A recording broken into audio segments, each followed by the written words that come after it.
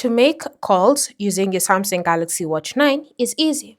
You're going to begin by navigating to the phone app on your watch, like so.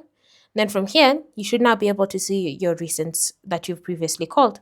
Alternatively, you can always just choose to go to your contacts and select a person that you'd like to contact. So go ahead and just contact the number that you wish to use.